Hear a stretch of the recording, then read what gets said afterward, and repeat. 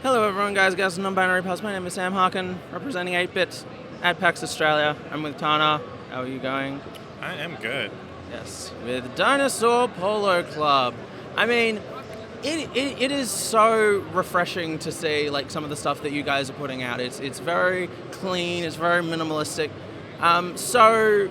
I mean, I didn't actually know about this, but you've got a new game out on Apple Arcade and soon to be on Steam, Mini Motorways. Can you give us like a little elevator pitch for those who have not heard about it?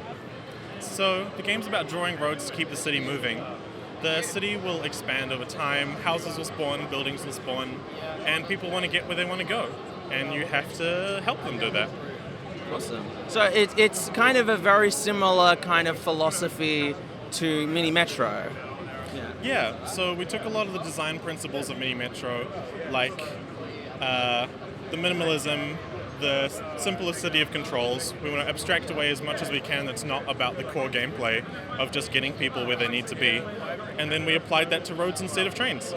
Yeah, it's a very interesting idea and a little bit more complex. And I'm kind of curious, why do you think it is that like these Zen kind of games work in something as frantic as public transit organization?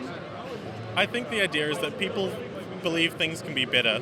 If you're sitting on the tram and you're playing Mini Metro, it's suddenly like, oh, I could be doing this better. Or if you're sitting on a bus or in a car, hopefully not driving, and playing Mini Motorways, then it's like, why do they lay out the roads like this? I could do this better. So we're just giving people the opportunity to be gods. Exactly, to be city planning transit gods. Yes, to become the closest that this society has to a god. I mean, it is a super awesome looking game. So you got like an exclusive deal to put it on Apple Arcade. I mean, interesting question actually that I just thought of. How has the funding been with that kind of thing?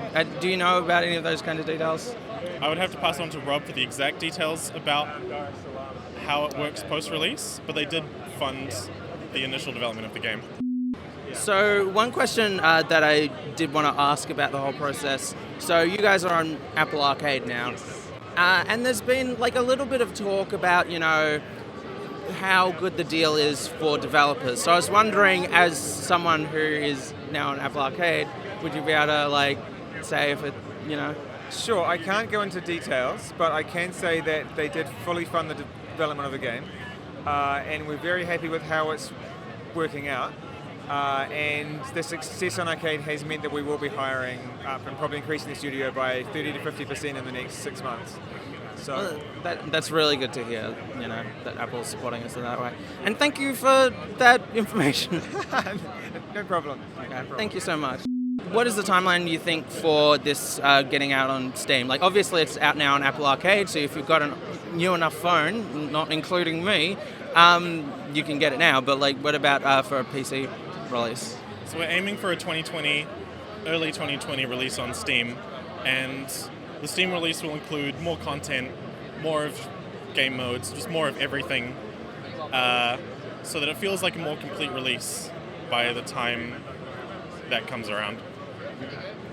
Thank you so much. I'm going to be doing a whole lot more interviews, so stay tuned at 8-Bit.